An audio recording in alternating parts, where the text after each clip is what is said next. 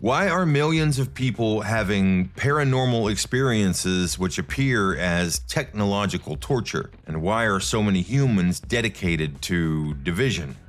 In this video, my co-host Kevin and I interview Rob, an experiencer from Australia, who gives us his testimony about going from atheism to spirituality. He talks about what he used to overcome what he perceived as technological attacks, and how he implemented some simple steps of gratitude to overcome this perceived torture. He also talks about the need for unity in all experiencer communities, which is perfect for our channel because we've experienced a form of discrimination in certain online spaces. The purpose of this Parawareness channel was originally twofold. One, to educate the general public about the frequency of paranormal experiences in order to better understand our reality. And two, to provide a place of unity and understanding for experiencers of all types.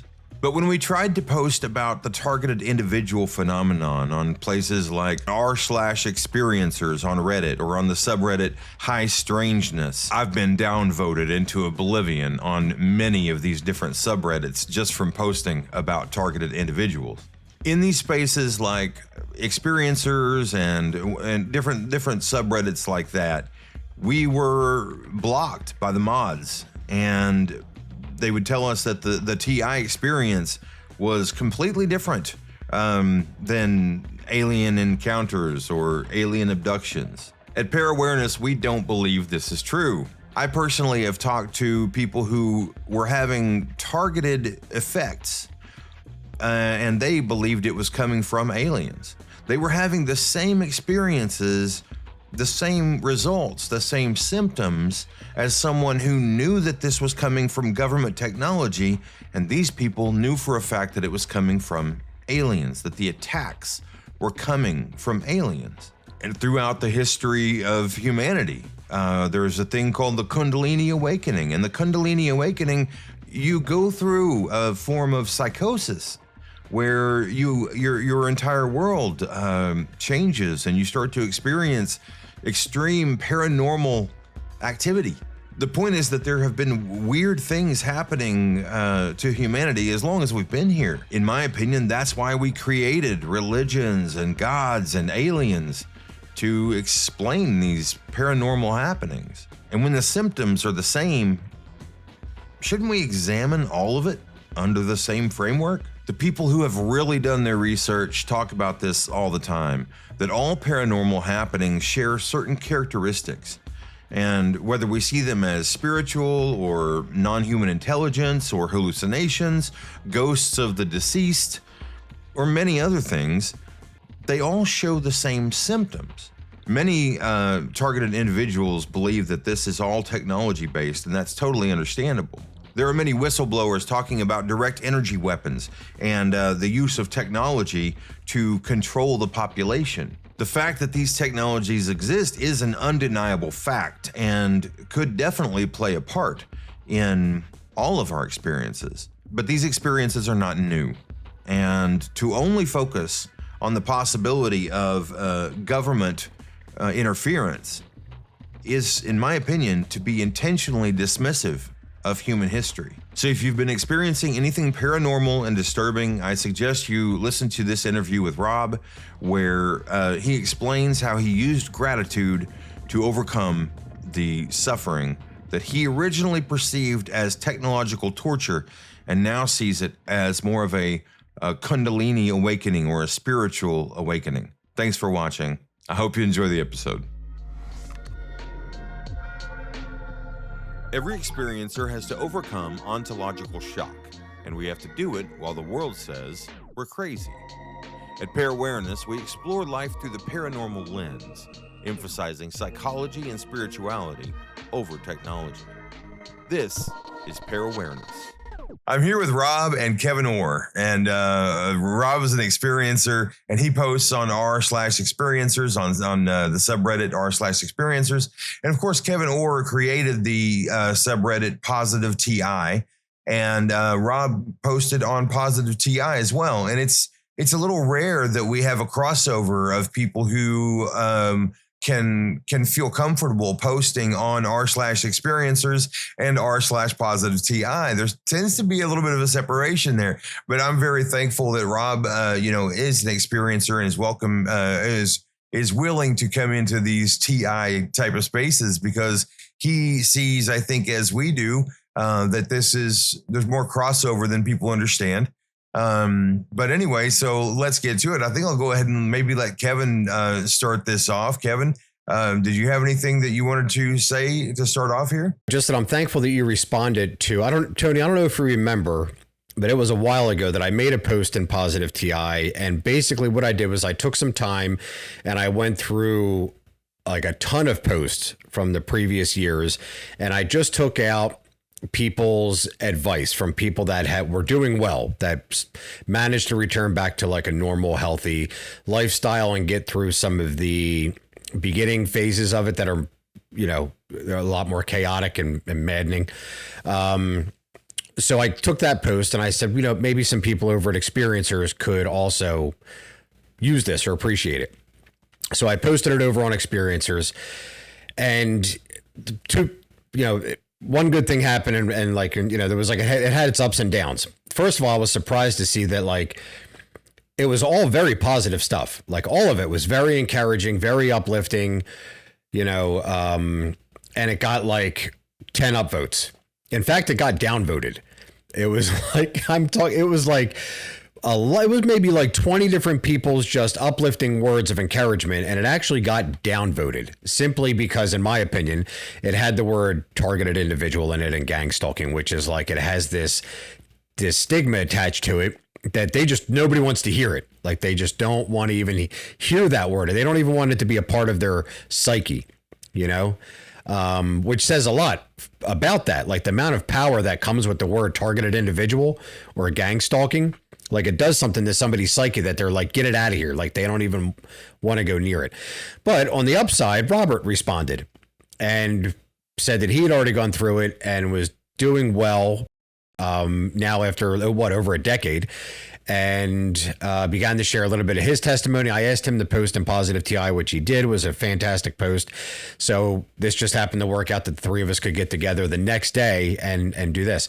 So I'm going to leave the floor open to you, Robert. If you could just really just give us your story as somebody that has already been through it, how you perceived it, what it was like, your actual testimony, what you went through, your family, the whole background, the signs and symptoms, and what you did to get through it, and what everything is like now. About 10 years ago, I had this stressful situation at work. I don't want to get too much into what it was, but it triggered a lot of strange occurrences that I couldn't quite conceptualize at the time. At the time, I was an atheist. I had a fringe interest in esoteric topics and conspiracy theories and UFOs and stuff, but it never really had an impact on my life in any other way apart from some kind of general curiosity in my life that I had an interest in. And so I guess this event triggered, first of all, the first thing I noticed was energy in my body. But as an atheist at the time, I had no idea how to conceptualize that or what it was. And the first thought that I went to was that people were using energy weapons on me. And I've studied sound history and sound art, and I've done courses on energy weapons, and I understand how they work. And that was the first thing that my mind went to. And the only way I could understand what was happening to me was that some bad actors were using energy weapons on me. I've since come to learn that is a pretty common side effect of spirituality, being able to feel energy. And I guess I've always had this sense of feeling energy in my life, but it was amplified to the 10th degree during this event and during the start of my first awakening. So that kind of, and then I started getting all the usual other spiritual symptoms like synchronicities and things I would think about would appear on my phone or on TV, or someone on the street would say it and repeat it back to me. And as an atheist, I had no framework to understand that kind of thing or what was happening to me. the only way I could kind of think what was going on was that my devices were hacked, my computer was hacked, I was being chased. And then I kind of all of a sudden just started seeing cop cars everywhere.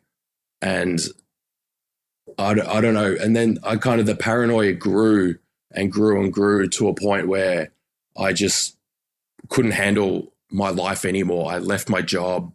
I didn't leave my bedroom. So you began isolating, because that's a very common thing most people do. And, Right. and as you're talking in my head, I'm picturing the metamorphosis from a caterpillar into a butterfly, like just kind of like squirming, and all of a sudden it's like some sort of change is coming and I don't know what it is. And then it just starts to like envelop itself in its own spiraling web. A cocoon is a great way to look at it. And, yes. and when you think about it, like you saying, Kevin, like most of us end up going through that cocooning time where we hide from the world, we're scared to death, and we cut off from everything else. Most of us end up doing that, right? For me, like, I mean, looking back at it now, and this is in hindsight because I couldn't see it in the time, but I was, when we say, you're being woken up, it's almost like like if you're in the gaming, you have like non-player characters, NPCs, and then you have player characters, PCs. It's almost like the transition from an NPC into a PC, where it's like before this, I was just this sort of automaton. I was just this consuming, desiring, needing, craving, longing, yearning, next objective to complete sort of thing. Like not really putting a whole lot of thought into my life, just how can I fill myself today? Like what can I do to make myself feel happy today? And that was what was controlling my life. It wasn't me. It was my next objective to complete, which would give me pleasure, and push away pain. So, and then transitioning out of that for me has been like the metamorphosis, if we're going to use the cocoon, analogy there, learning to recapture myself and like who the hell who I am. So let's pick up from there, Robert. So you're isolated in your bedroom. You notice something's going on. You're experiencing all the signs and symptoms of gang stalking. This is what gang stalking is: workplace harassment, mobbing, cops, street theater, the cop cars. All of a sudden, like you're just drawing this whole world that's coming against you. Like the world is starting to come against you. So what happened from there once you started isolating? Medication or anything like that? Or so the medication came later, but at this point I was in my bedroom and I started noticing a motorbike driving around the block of my house like all day for about 8 hours. And I didn't notice it at first because I guess it was a heavy built up area, but then I kind of thought about it and realized this, there's this kind of traffic noise what wasn't there before. And then I started noticing a helicopter flying around all day and all these noises. It felt like the outside world was encroaching and trying to out to get me, I guess, and just monitoring me and just watching what I was doing. And I don't know if I was manifesting that or if that was happening in real life, because I was getting intuitive thoughts that perhaps I was being set up for some kind of crime that I didn't commit. And I had all that just going on in my head. And one day I had dinner plans with a friend, and all of a sudden I heard a helicopter hovering over the top of my house. And this was like physical loud noise and like movement of the room. And I've since come to learn that can be an experience of a Kundalini awakening, where there's such a heavy roar in your ears that it sounds like there's a helicopter like just above your room. And I don't know if it was a real helicopter or if it was a Kundalini awakening, but I went to have dinner with my friends, and I swear that the people around us were talking about what we were discussing at the table. And it's just that level of paranoia that just built up over time to the point where I tried to take my own life. The night before I did, for some reason, I don't know why I did this. I thought I had such heavy energy running through my body and up my spine. I thought there was a machine on the other side of my bedroom door sending that to me. So I had a voice that just told me to just allow it and succumb to it and just let it flow through me. So I sat cross-legged in front of the door, and this is all as an atheist, mind you. I had no idea what I was doing, and I just sat cross-legged in front of the door, And I just said, you can do whatever you want with me. And then all of a sudden I just felt that energy shoot up through my spine and up through my crown chakra, which I've come to, learn and accept all that kind of stuff now. And then the next day, I think I just had enough and I tried to take my own life, and I was put on I was committed. I ended up in hospital. Luckily it didn't work, to be honest, because things have turned around for the best since then. But I ended up in hospital, committed for a week on medication that I'm still on until this day. And that was kind of the start of the next 6 years or so of my life, of piecing my life together and rebuilding my life from scratch, which I'd gone through many times before, like absolute rock bottom, and rebuilding my life from the bottom up multiple times before in different ways. And there's the start of that process again. Can I interrupt here and just ask, were you not to brag at all, but just to be honest with us, were you seen as a somewhat gifted child? I was intelligent as a kid, and I actually had memories come back to me being filmed at primary school, conducting certain tests. It's a flash memory of being filmed conducting tests, and I don't know what or why, and I don't think it was ever communicated to me or my parents. But I did get good grades growing up, and I did get ducks 3 times in high school.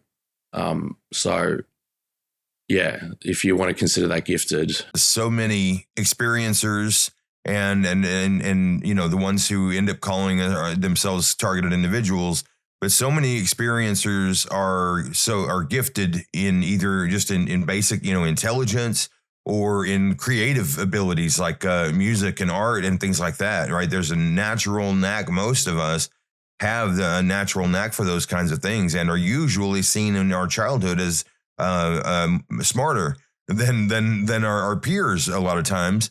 And of course, then you have the involvement and the possibilities of the GATE program, right? The Gifted and Talented Education programs. And so it makes you wonder what all that's about. But anyway, so I love this story. It's so, in a way, Robert, it's so typical. Even though I don't mean to say it is in any way not interesting. It's of course it's interesting because we've all gone through a version of this. What's so interesting about it to me is that every one of us, and I think it's because consciousness is individualized, and so each one of our experiences is so unique, even though they have so many matching parameters and matching parts. There's a method here that is used with all of us, that the same tricks are used over and over, but it is, it's individualized. So that makes it hard sometimes to say, oh, I'm having the exact same experience as those people, because it's not exact, right? And that makes it hard to identify with others. So when you started going through this time where it was like, you're having all these synchronicities, you're having helicopters over your house and all these things, and then so it culminates in this moment where you accept it, and then it gets terrible, and you had the Kundalini spinal chakra openings and all that, and when that happened, and then you went medication, you said. Now, I also went medication in the beginning, and been off of it now for about 3 or 4 years. So do you feel like the medication is, for anybody out there listening, would you recommend medication for people, or are you in the camp of it worked for you, right? I don't think I need it, to be honest. And I'm working through finding a new doctor at the moment that's going to let me get off of it.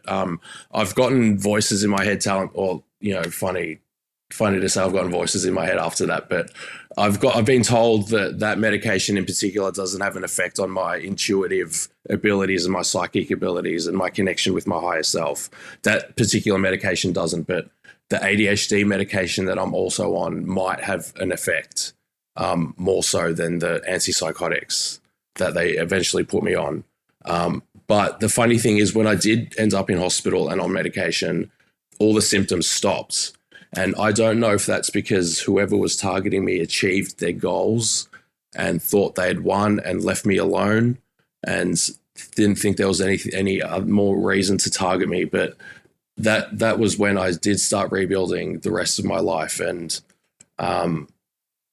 it was a slow process to piece all the pieces together. And I still don't have all the answers. But right now, I think I'm at a point in my life where my guides and my higher self are drip feeding me downloads, filling me with about backstory about what was actually happening back at that time, just so I can tell my story to people and help people and get that information out there that we are powerful and infinite spiritual beings, and we do have the power and control over our thoughts, feelings, and emotions.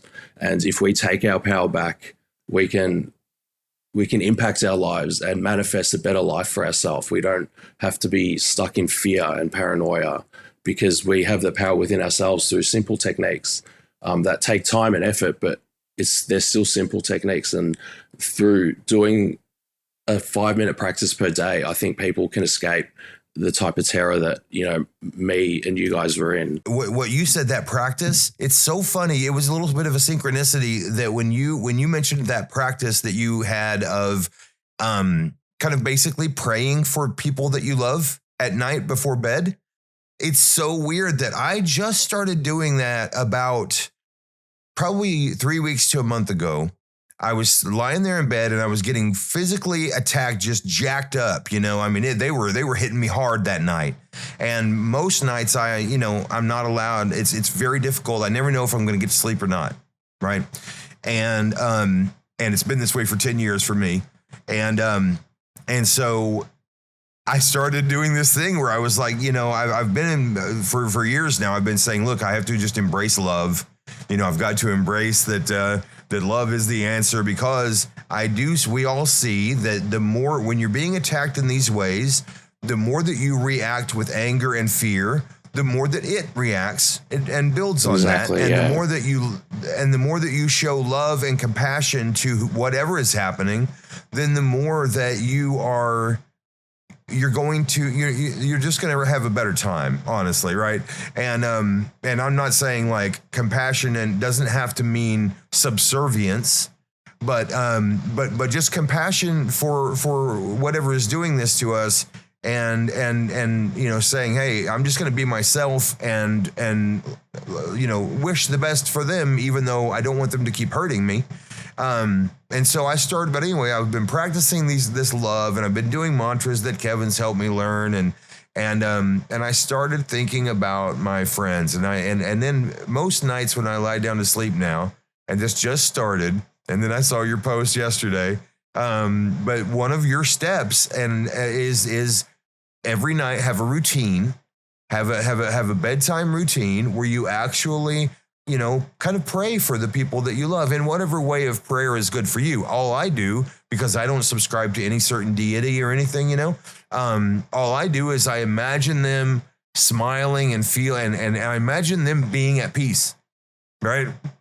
And that's what I do with all the people that I love. And at night before I go to sleep, I try to think about everyone in that way. So anyway, the main thing that I wanted to look at was that list that you made. That short list was so impressive on r/experiencers, and so many people had this same thing. It's like, you hear Buddhists, like, I'm not saying Kevin is this way, but Kevin is a Buddhist. And so you hear the spiritual people and then sometimes they get so caught up in flowery language, and they get so caught up in being poetic and making sure that they appear intelligent, and then but what you did was so cool, because you said, I'm going to get straight to the point and I'm just going to make some 6 bullet points or whatever it was. Do you happen to have that on you, or I can look it up myself? But I did want to maybe just go through those during this interview at some point. I brought up the 3 that he put in the comments section of his post, and this is what I was pulling up while you were talking. And these were these were really on point. Number one, mentally say all the things you are grateful for that day. Absolutely anything, from the conversations you had to the sunshine to the coffee that you drank to your dinner to your shoes to your eyesight. Be creative. Gratitude is an amazingly powerful mindset. Number two, visualize sending love to people in your life who you think might need it. The universe is interactive, and if we send love to people, that's what we get back. Even send love to people who you may not like. They might need it most. And number three, set your intentions for the next day. Say all the things you want to happen the next day. Things like, I want to wake up happy. I want to be positive all day. I want to smile at strangers. Absolutely anything. I mean, those three right there, if anybody can really put those into practice.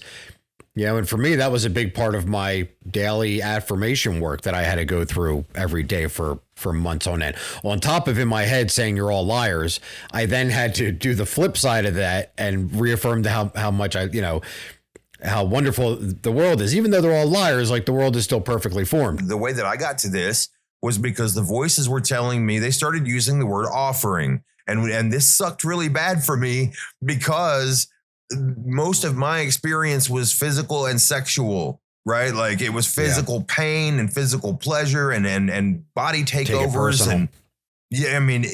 And so then offering to me became this symbol for an energy sucker, an archon, right? And an archonic force that is sucking my energy through sexuality.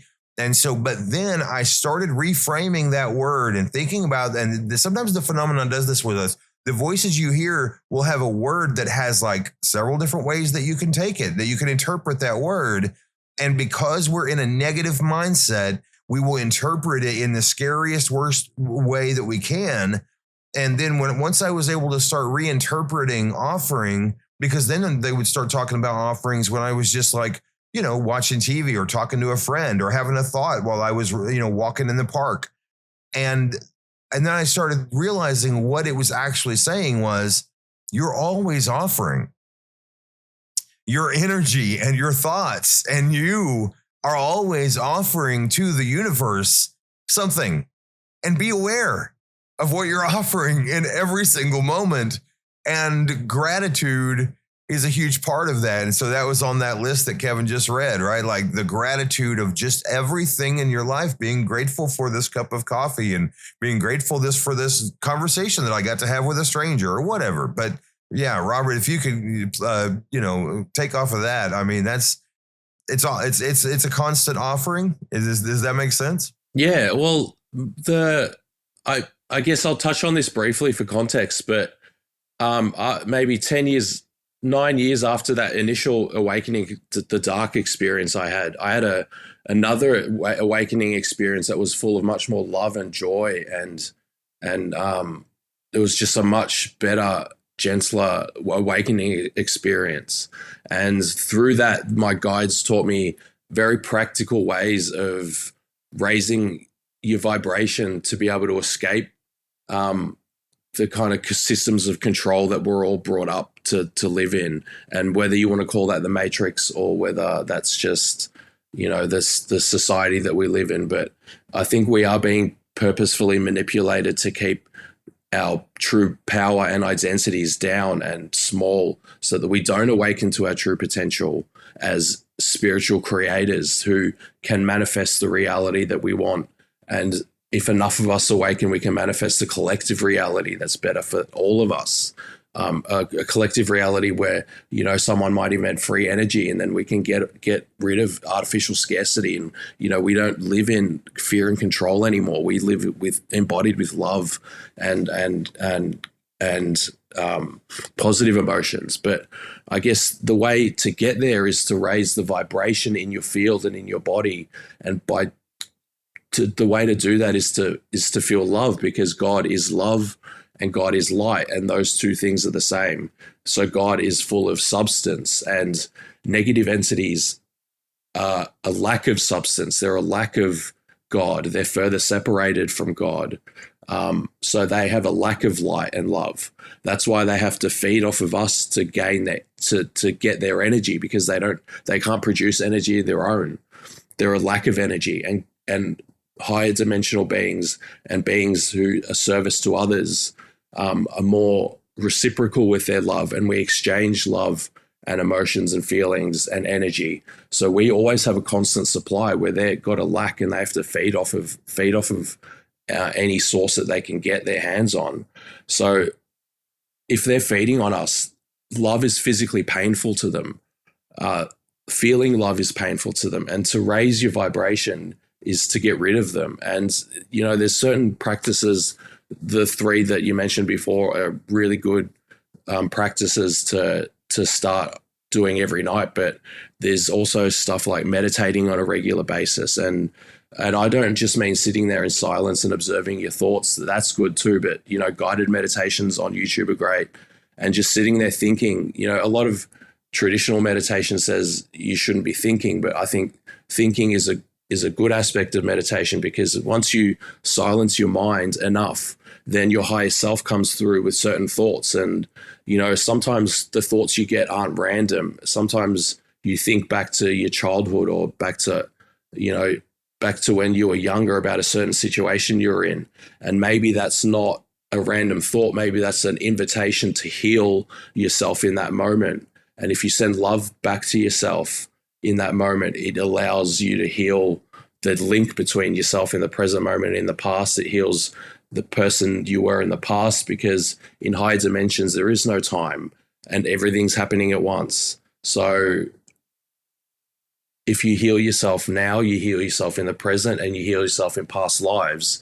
And that way, all aspects of you are healing and raising your vibration and getting further away from the darkness and negativity and into the light. So inviting in those thoughts from your higher self and to think about what to heal in your past is a good way to meditate, I think. So, and then monitoring your thoughts. I used to get really dark, aggressive, intrusive thoughts all the time, and I thought there was something disgusting and wrong with me. I always beat myself up over it, but a friend of mine told me you can just send those thoughts back. So if you ever get a negative thought, just say, I send that back to source with love.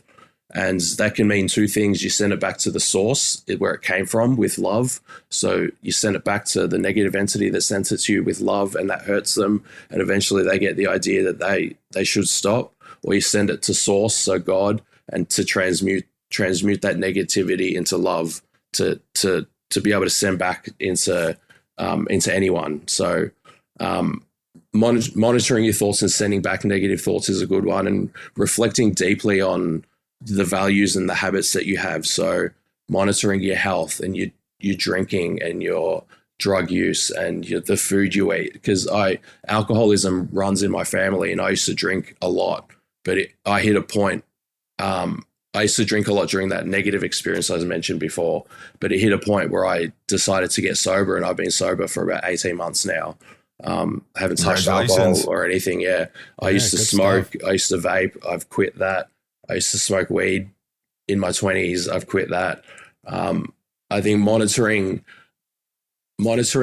what you put into your mind and body helps a lot, because all your thoughts and processes and energy is working in symbiosis. And if you're got a clouded mind, it distorts the channel between you and your higher self, and those messages that you're meant to be receiving from your higher self aren't coming through.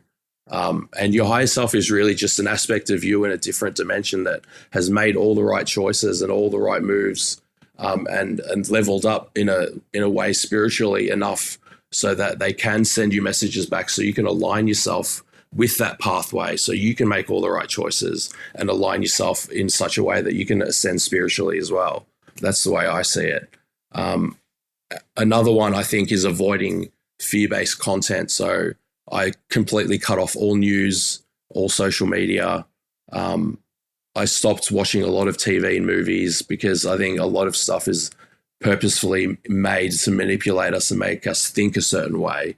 I think asking for help from your guides and your higher self is a good one too. So one more, this story takes a bit of context, but because of some childhood wounding and childhood abuse that I suffered when I was younger, I developed an overworking addiction, and I started taking too much of my ADHD medication and staying up until like 1 a.m. working, constantly working. And one night in bed, I was just like, I broke down and I cried and I called out to anyone who was listening, that I needed help. And my wife woke up the next day and she was agitated and angry at me. And she, out of nowhere, she just accused me of abusing my medication. And I think that was the universe's way of mending of me being able to tell my wife the truth of what was happening. So she woke up with, for some reason, this thought that what was going on, and to confront me with it, and I had to come clean. And I think that was the universe's way of opening up that situation for us, so the truth would come out. And then just a simple one is laughing and smiling and seeing the joy in the small things in life, because, you know, seeing a ray of sunshine come in through your window and hit the wall in a certain way can be beautiful. And if you stop and just stay in the present moment for long enough to appreciate that, it really puts you in a state of gratitude, like we were talking before, just to be grateful for the small things. Because during my second awakening, the positive one, my lips would tingle, and I eventually realized that was my guides telling me to smile. And I would just walk around smiling to myself, and people would be looking at me weird, like, why is this guy smiling? Like, what's he got to be happy about? And I would just break out laughing at things my guides would be telling me in public. And I think just appreciating small things goes a long way in raising your field and raising the love in your field and putting you in a positive mindset and removing fear, and removing fear and just keeping you in a good positive mindset. I saw I believe it was one of your posts on Experiencers, and someone made the comment that that fear is not something that too many people talk about removing fear. And many of our videos are, a lot of the hours that we've spent on camera, Kevin and I, are talking about removing fear, right? And somebody commented, hey, removing fear is not necessary. Fear is something, is a power that we have, an emotion that we have, just like any, and it can be used. And I thought it was a good argument that they were making. And then it also made me go, well, yeah, I agree with them, because the way I see fear is that it is an indicator of something that I choose to fix in myself. If I have a fear, right? Like if I have a fear in myself that is clear and I can feel it and I can see it, then that's something I need to fix. I need to figure out why I'm afraid of that thing and shore up that weakness that I have and work it out. Journaling is how I do it personally, and good conversations with people like you guys. But I think that that's the best way. Do you agree that fear is actually, because that person, commented on your thing. Did you see that comment? And do you agree? How do you feel about that? Yeah, the way I see fear is just the lack of information, because you're fearful of what you don't know and of the unknown. So if you learn about something that's making you fearful, it removes the fear. The fear is just the not knowing what's happening to you. Because, for example, during my first awakening experience, I was paranoid and petrified and in fear of my life every single day, because I didn't know what was happening to me. But when I discovered spirituality and could reframe all those experiences through the lens of entities and,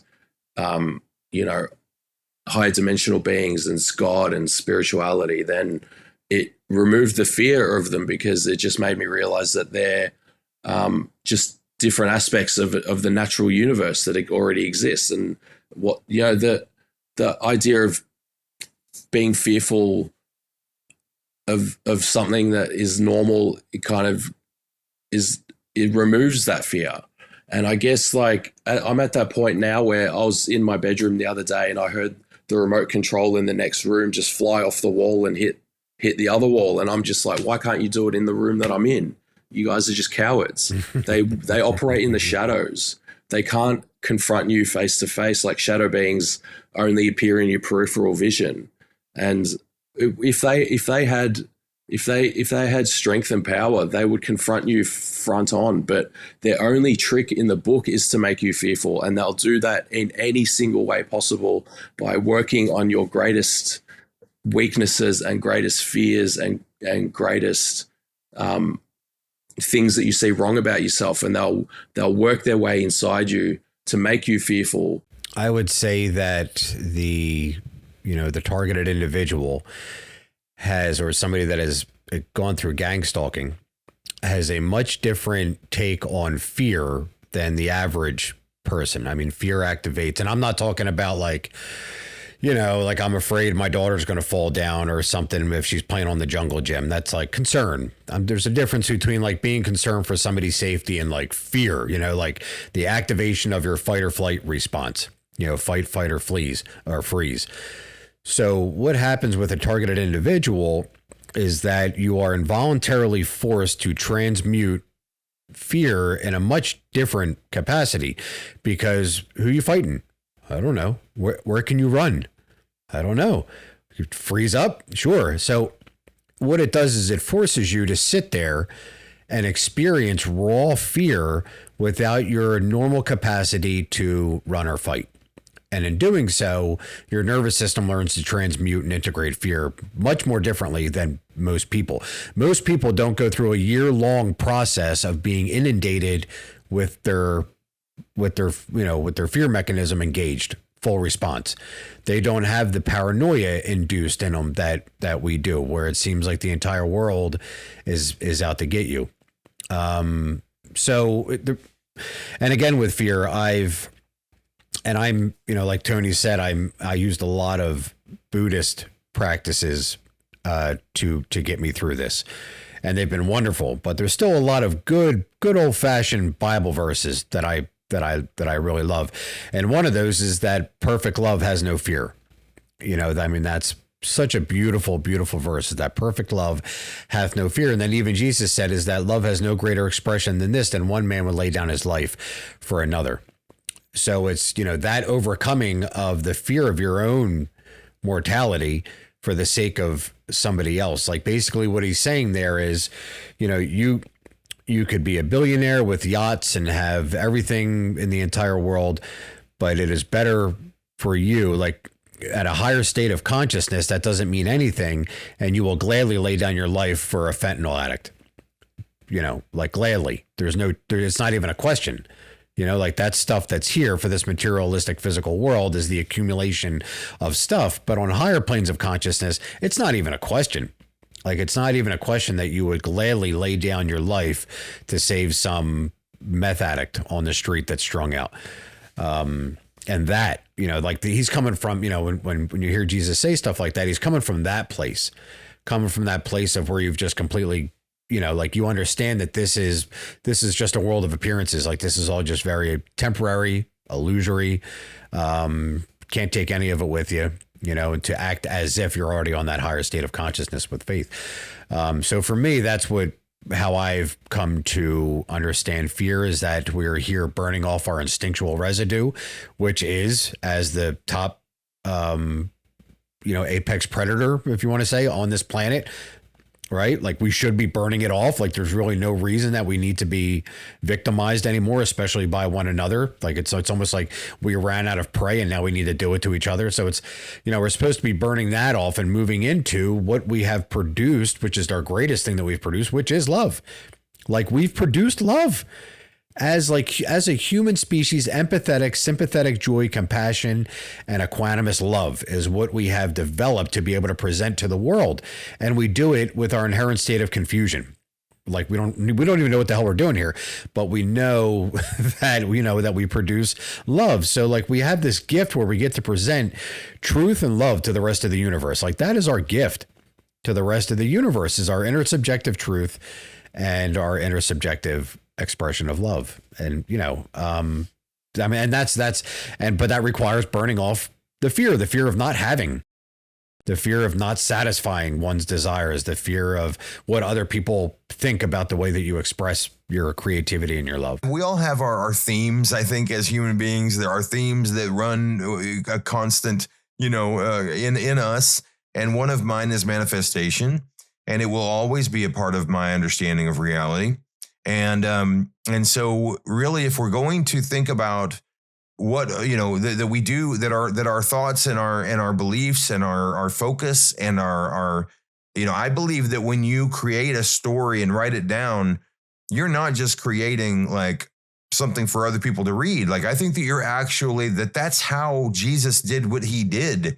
And that's how people do magic, is like they fully believe that they can do it to the point where they can change reality. In my opinion, that's kind of how it works. And I think it's a scientific quantum process, and I don't think there's anything, magical as we think it is. I don't think there's magic in the world. I think everything is science-based, and even spirituality. I think it's all science-based, but it's still spirituality, But so if we're going to think about what do we want to manifest? What do we choose to manifest? What we would choose to manifest, at least for some long amount of time until we couldn't stand the boredom anymore, would be just pure love.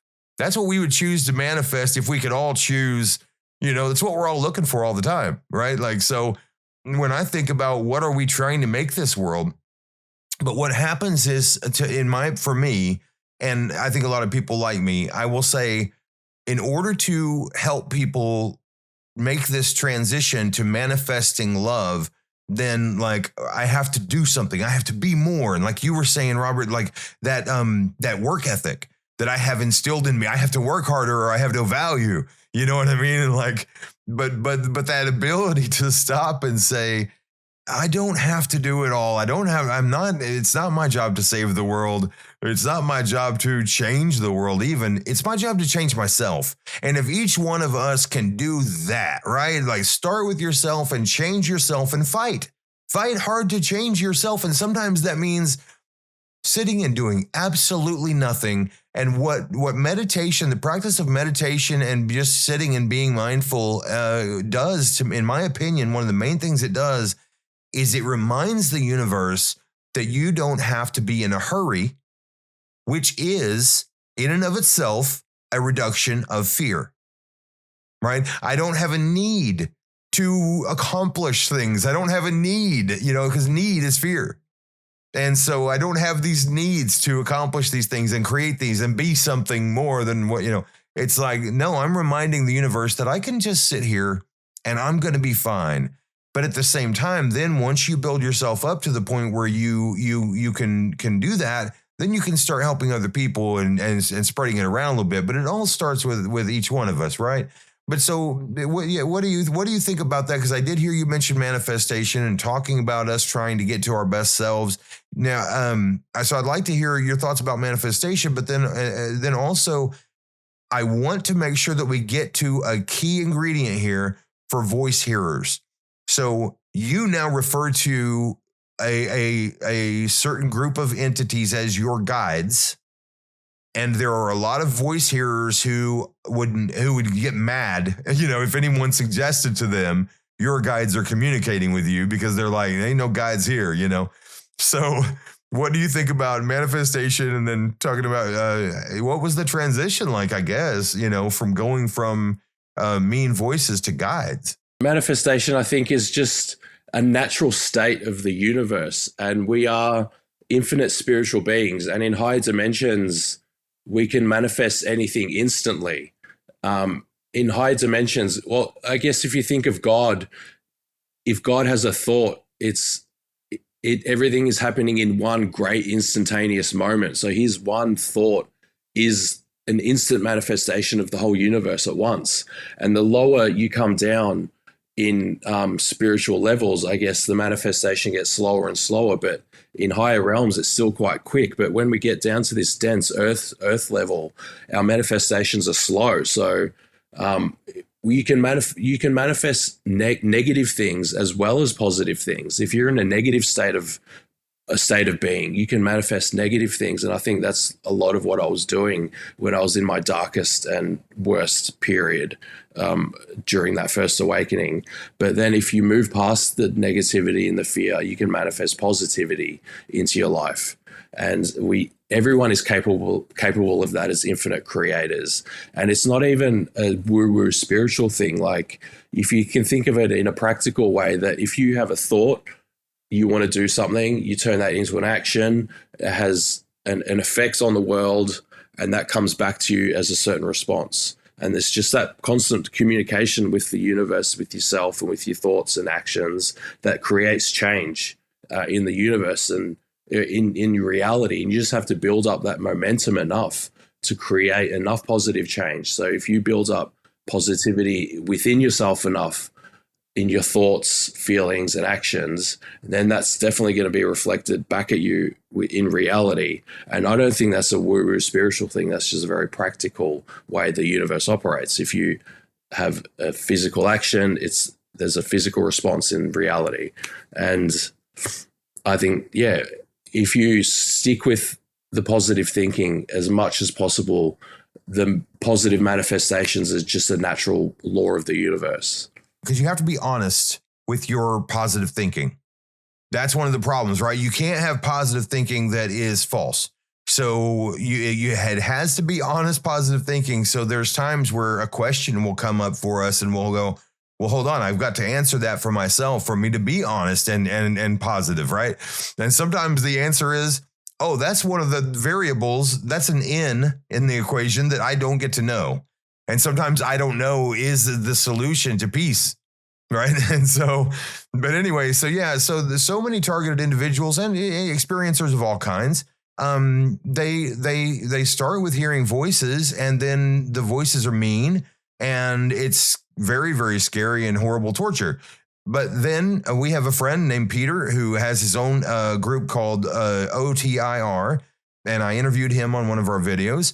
And, you know, for him, these are now like his great friends, these voices and these entities that have been in communication with him the whole time. And they say, look, we had to put you through such torture to get you to this place, to get you ready. It's like boot camp. We had to put you through boot camp and the Kundalini awakening process or whatever, you know, that whole thing.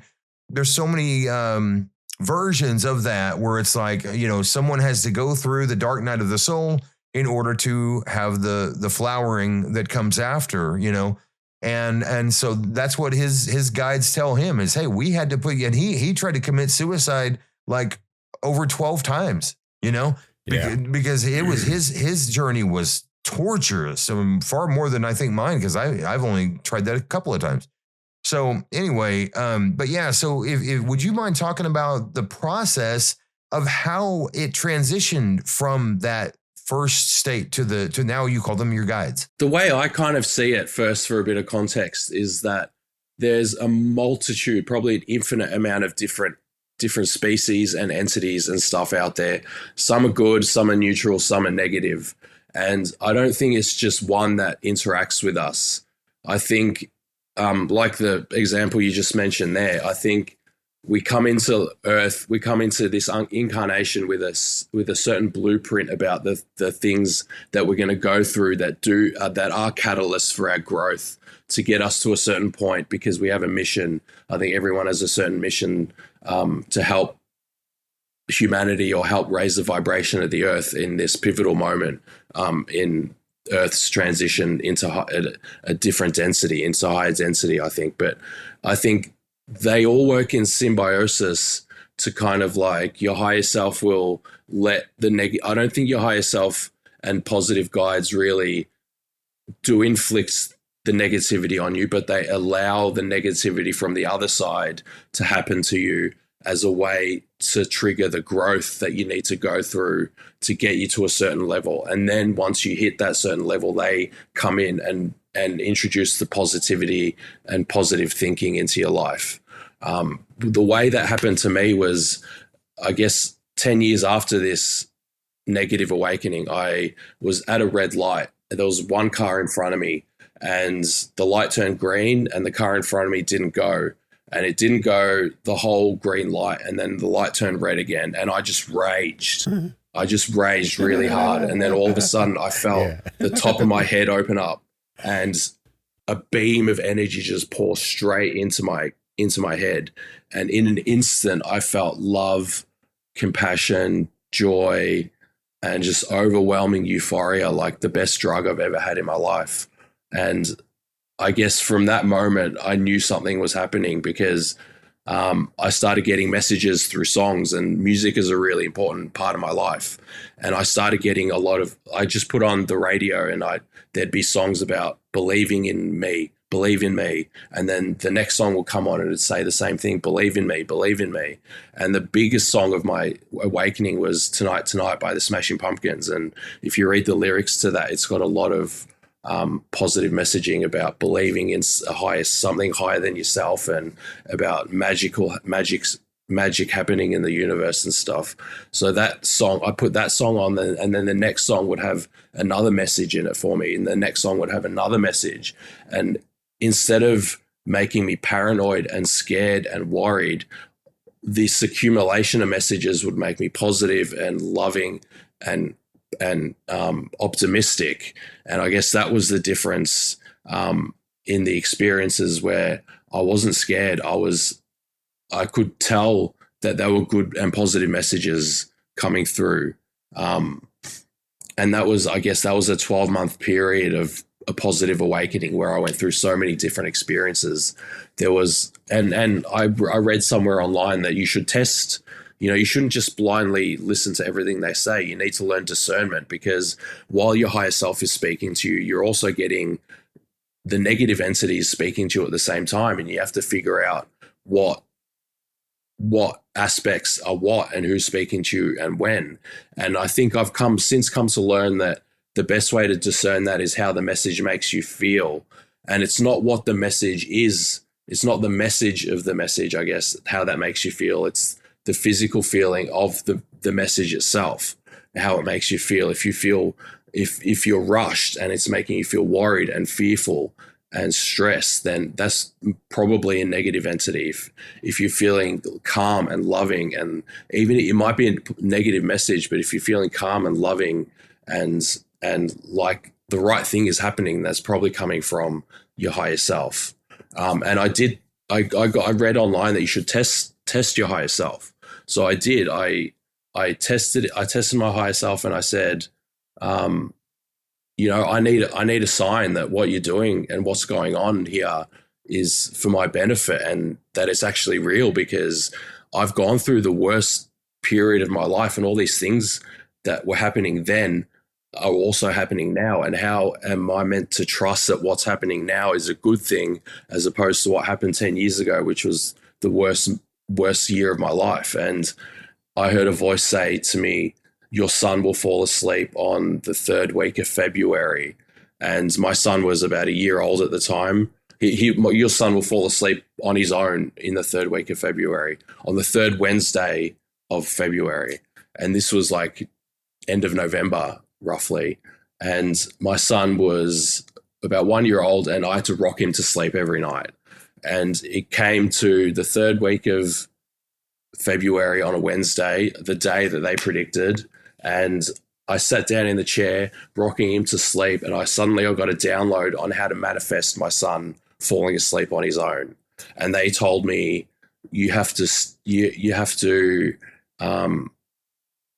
accept whatever happens in the moment. Like you have to put it out and ask the universe. You have to ask the universe first for what you want, because if you don't put your intentions out there, no one out there is going to be able to respond and give you what you want. So first you have to put your intentions out there. And then if what you want doesn't happen straight away, you have to remain positive, and you have to remain positive and be thankful for that it didn't happen at that time, because the universe works in such a way that it gives you what you want at the right time in divine timing, because that moment might not have been the right moment for that to happen. So I started doing these practices, and then 3 days later, my son fell asleep on his own for the first time ever. And I just saw that as absolute proof that what was happening was a positive experience, and that. And that was the third Wednesday of February? That was the third Wednesday of February, yeah. I got that download on the 3rd Wednesday of February, and 3 days later he fell asleep on his own for the first time ever. There can be no doubt that the phenomenon, especially with this awakening that we're all going through, the phenomenon has proven to us that time is not linear, and that it really has. I mean, I don't. I would love at some point to ask what other paranormal type of experiences you've had in your life, because I've had so many, and so many experiencers, don't just have like voice, but I mean before the voices and stuff started, even during your life. Because I've had a couple of future dreams where I saw the future, exactly what was going to happen. Thinking back about experiences I had growing up, I guess I did have some pretty intense experiences that, looking back, are so obviously experiences, but at the time I probably pushed them down and ignored them and didn't think about them really. But I guess there was one moment where, with my first girlfriend, we were just hanging out, and all of a sudden her eyes rolled back and she started speaking in tongues, and she told me that she was speaking to my grandfather. And like, I didn't believe in any of this stuff at the time. I'm like, what are you doing? Like, and she started telling me stuff about my grandfather that I'd never told her. And about half an hour later, this black cat that I'd never seen ever before rocked up to our front door and stayed there for 3 nights, and just sat at our front door for 3 days and wouldn't leave. At the time I didn't really know. I felt scared of the cat, to be honest, like on an intuitive level. I think it wanted to be let inside, and I've since learned that you shouldn't let those cats inside, because they are like sent, by certain, I guess, nefarious forces. But yeah, that freaks me out. But I kind of forgot about that. And then maybe a year before my positive awakening, I was lying in bed and I heard a voice say, ask us a question. And I'm like, huh? And then I thought, okay, what's the truth? And then I don't have a very visual brain. My brain doesn't work in pictures, but all of a sudden this image materialized behind my closed eyes of a blue alien, a typical gray looking alien, but it was blue. And like, I don't get pictures in my mind, but this was in front of my face. Like, I could see it just right there. And that freaks me out at the time. And how old were you at that time? Oh, that was about a year before my positive awakening. So 3 years ago now. Yeah. To be honest, my memory of my childhood is very patchy, if like non-existent. Yeah. I don't have many memories of my childhood at all. I think that's pretty consistent with traumatic childhoods. I probably buried a lot of it, but I've had a psychic reading that told me that I used to have very vivid experiences as a child that I buried, and I buried deep down, because I remember I remember being scared of the dark as a child, like really scared of the dark, and I'd often go sleep with my parents in their bed. And I slept with the light on in my bedroom until an embarrassingly old age. Like, I don't want to say the age, but it was an embarrassing age that I slept with the light on, because of, I guess, the trauma that I went through as a child, that I had no framework or way to conceptualize. And I would tell my parents, and they would just dismiss it, and which would make me isolated and confused, and there's just no way for a child to be brought up. And I think that same psychic told me that my son has my abilities, and I see it as my duty to help him understand that and navigate that and bring out his abilities instead of suppressing them and creating trauma and drama in his life. In terms of other experiences, there hasn't been many, to be honest. They're the main ones. I did once I was laying in bed one night and saw a face start off in the distance and come up to me closer and closer and closer, and then faster and faster and faster until I like woke up. I guess during my positive awakening experience, I had a partial out of body experience where I felt like something was trying to remove me from my body. Like, my legs all of a sudden lifted out of my body, but my head was cemented in place, and I could feel my legs being tugged. I thought that was my guides at the time, but thinking back, it might be, someone trying to take me out of body for whatever reason. I don't know, but that's about the extent of it. I don't really remember much from my childhood. And the other crazy stuff didn't really start happening until adulthood. At what age did you start hearing voices? Late 30s, I guess. But I guess 30s, right. The way I see it is that's when I started listening to my intuition, because I don't hear disembodied voices. I just hear a clear mental voice in my head. And I guess, I don't know if it's my intuition or my higher self, but I just hear instructions. I have heard disembodied voices before warn me about certain people and not to get involved with certain people. But it's more of an intuitive understanding and knowing deep within myself. And I guess I've always had that, but I didn't trust it. And I always wrote it off as a thought or, just a random thought that I was having. But I'm starting to realize now that those random thoughts you have aren't really random at all. And you should be paying attention to everything going on in your head and following trains of thought down positive pathways and sending back the negative pathways in the other direction. In my opinion, the more that we walk around believing that the universe is giving us signs and that everything can hold meaning for us, a gift, every single thing that we're encountering, and the more you believe that, I think the more that it starts to happen. You'll start to get these synchronicities, and you'll start to get these pointers going, hey, go this way or go that way. And what's interesting is, I think that what I'm understanding from what you're saying is that your guides tend to work and when people say downloads and things, it's like people don't understand that this isn't exactly like a download. It's like the environment speaks to us both through ourselves, through our own intuition, and also through the environment. It's all a collective experience. And and we translate it and can pick up these signals that it's like we're being shown things if we choose to see it that way.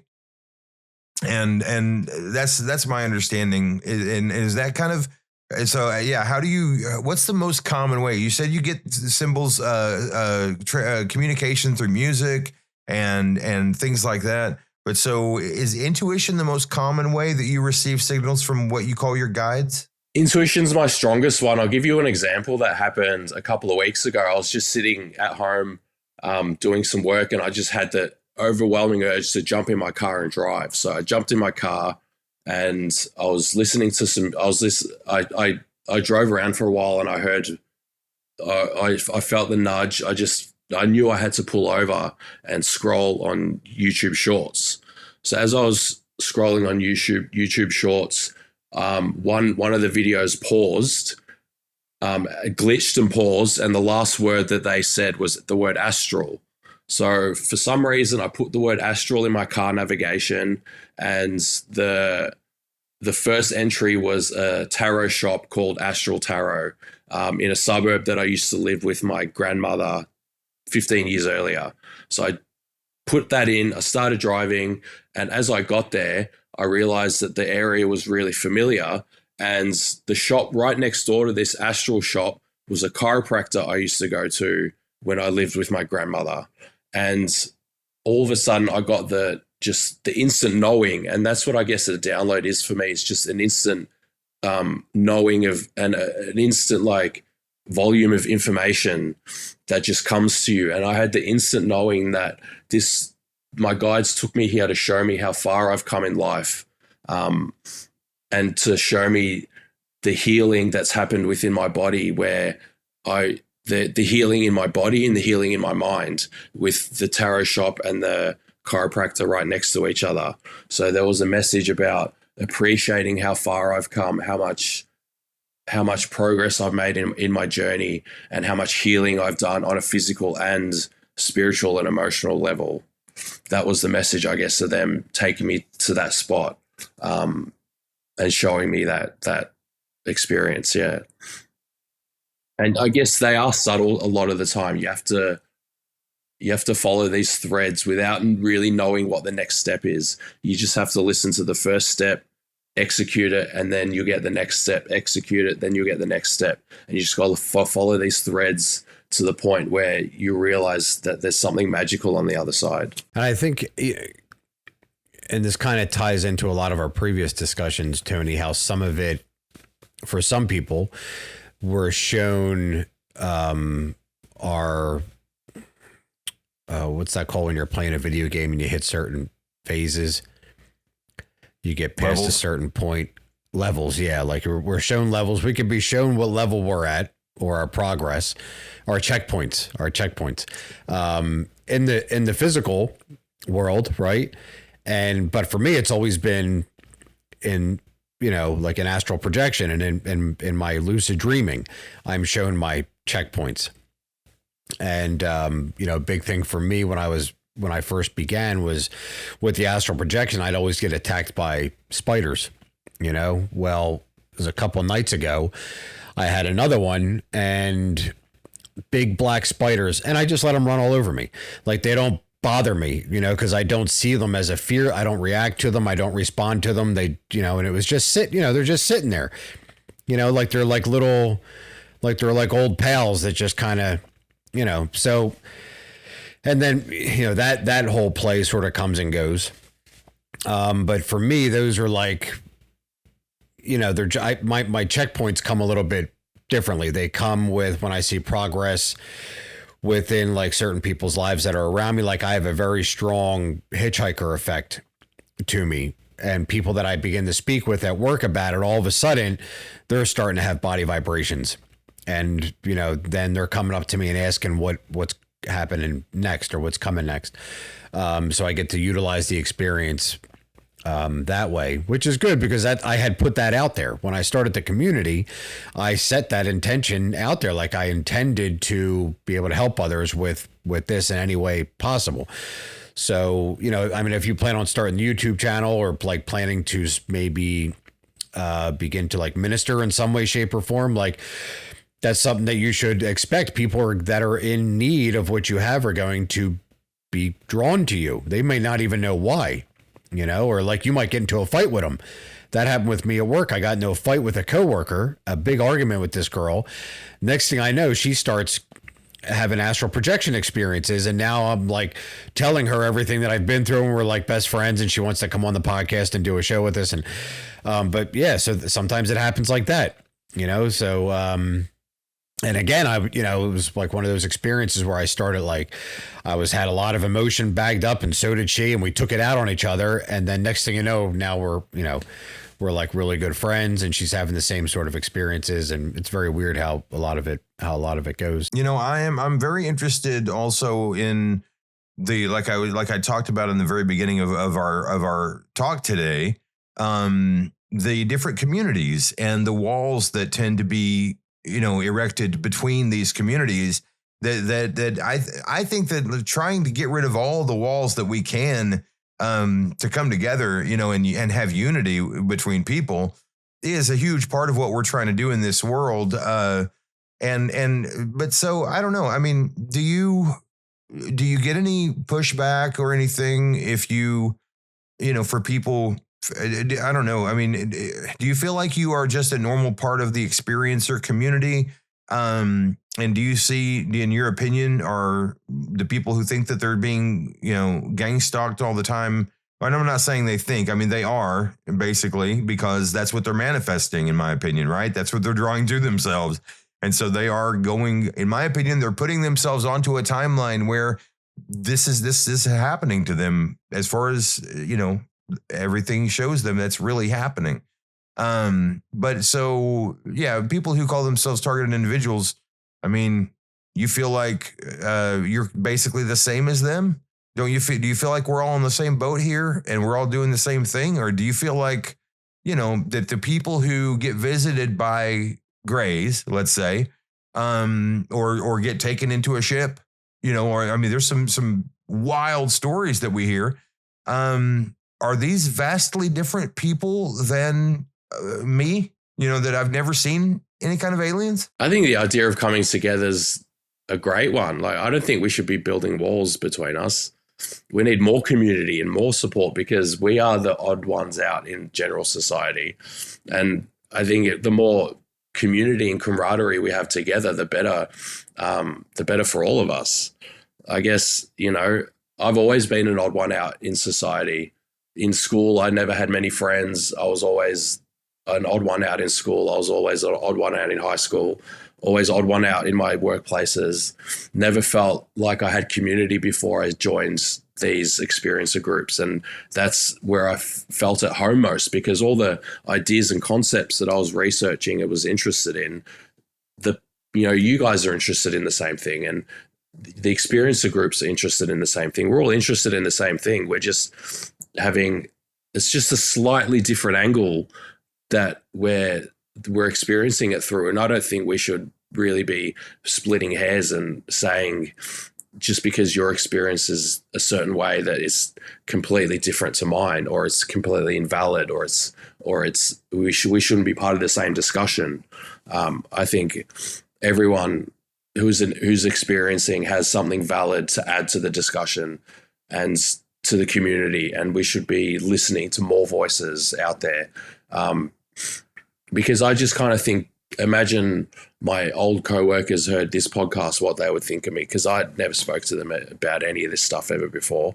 I'm a very private person. I keep all these things to myself, and I just imagine what they would think if they saw this. And, I guess if there's that kind of division between us and general society, we don't need that amongst ourselves. We need more unity and more team spirit, I guess. Well said. I was really trying there for a while to, and we took a couple different approaches. Like, I was really trying there for a while to get other communities acclimated or accustomed to the targeted individual label, to the point where they wouldn't have such an aversion to it, because for the most part, it's just seen as like schizophrenia or mental illness or psychosis, or which it does express as, what psychiatry has labeled schizophrenia is how this expresses a lot of times: paranoia, delusions, hallucinations, hearing voices that are telling you to do things, without really taking into account that we don't exactly understand schizophrenia at all, and what it is.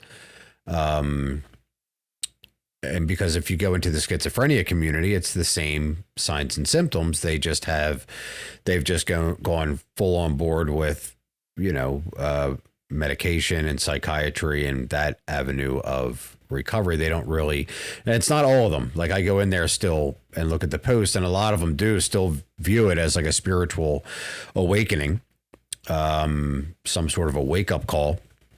But for the most part, it's, they highly promote medication, and which is fine. I'm not saying medication's good or bad. I'm not saying that at all. I just think that it doesn't really address the underlying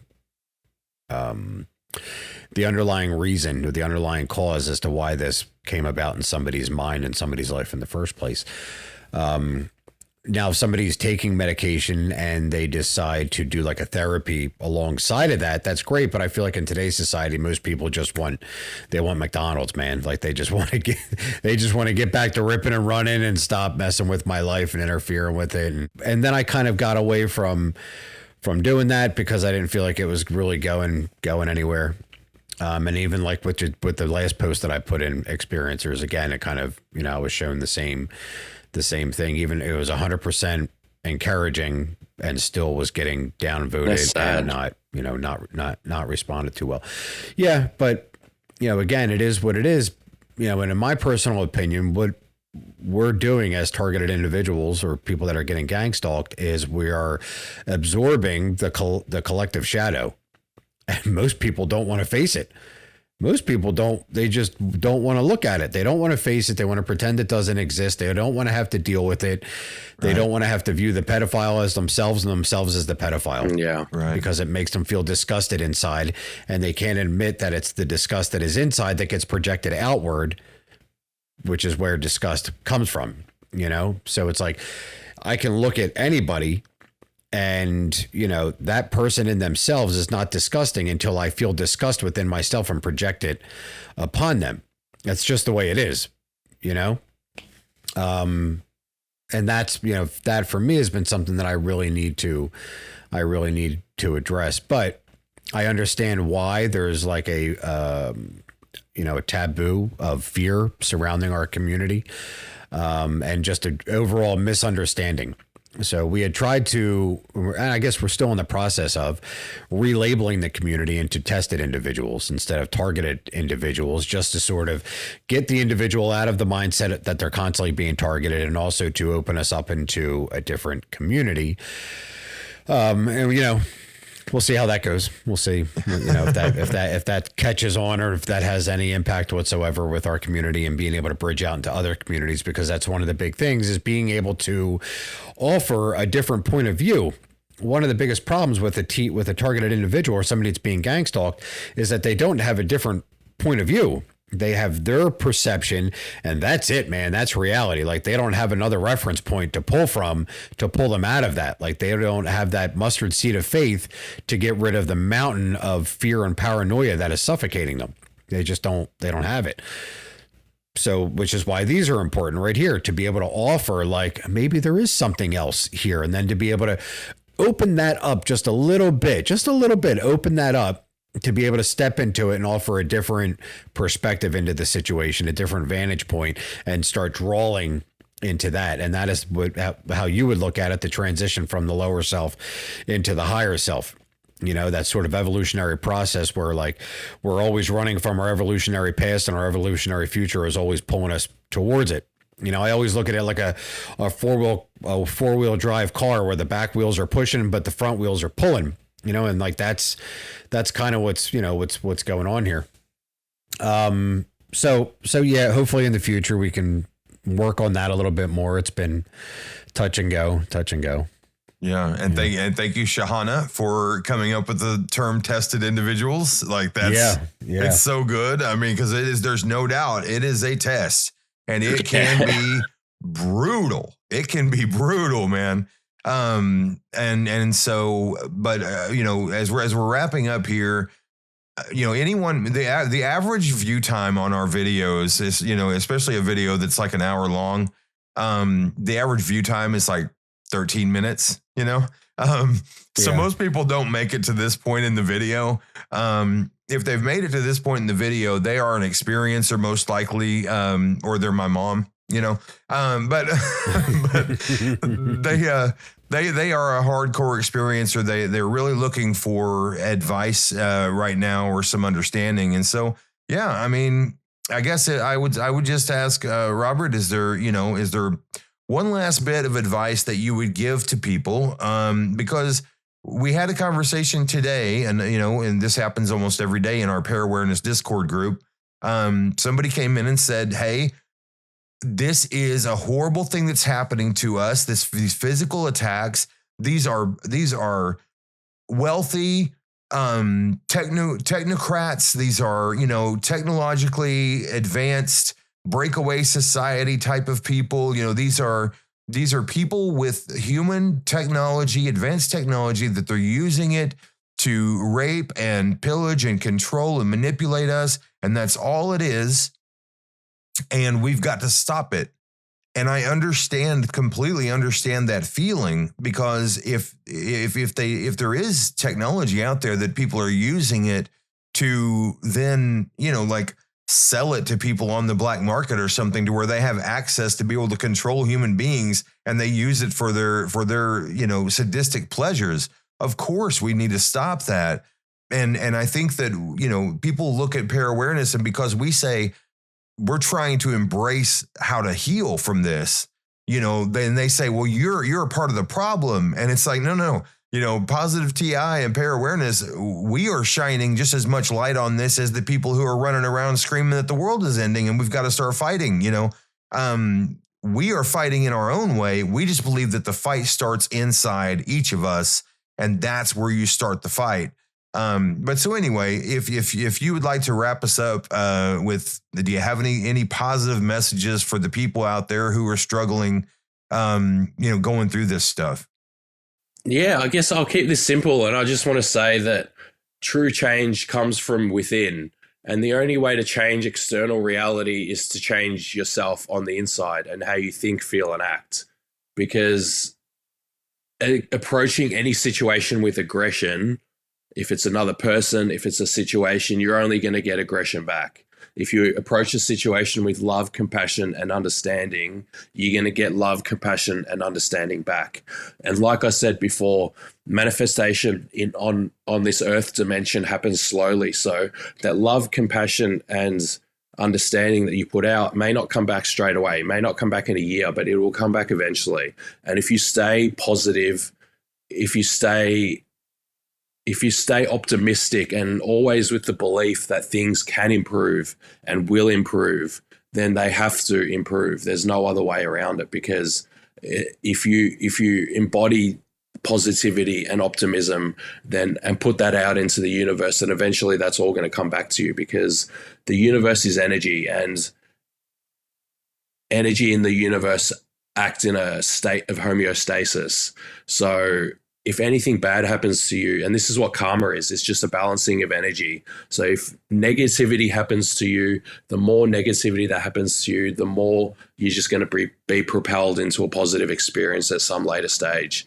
And if you stay positive and put that positivity out there, then that's going to happen sooner rather than later. And you can force it to happen through manifestation and positive thinking and just embodying love and compassion. And I just think the more we love each other and have understanding and compassion for each other's worldviews, instead of buying into the hostility that is being forced upon us on a societal level, I think there's big forces with a lot of money behind them, with a vested interest into keeping all of us at each other's throats, instead of, and keeping us at each other's throats and occupied, so we don't turn around and look at them as the problem.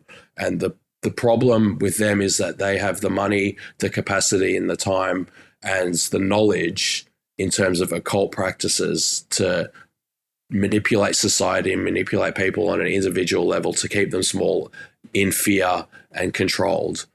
But you, as an infinite and powerful spiritual being, have the capacity to change your thoughts, feelings, and emotions, and change your reality and get away from that system of control, because their system of control only works as much as you buy into it. So you have the power, and take your power back. That's what I would say. Excellent. Yeah, man, it was great talking to you, and let us know if you ever want to talk again. I would love to. Yeah. Thanks for having me on. Yeah, it was a real pleasure. Yeah, that was really good, Robert. Thank you for your time and testimony. I appreciate it. Thank you. Yeah. Thanks a lot.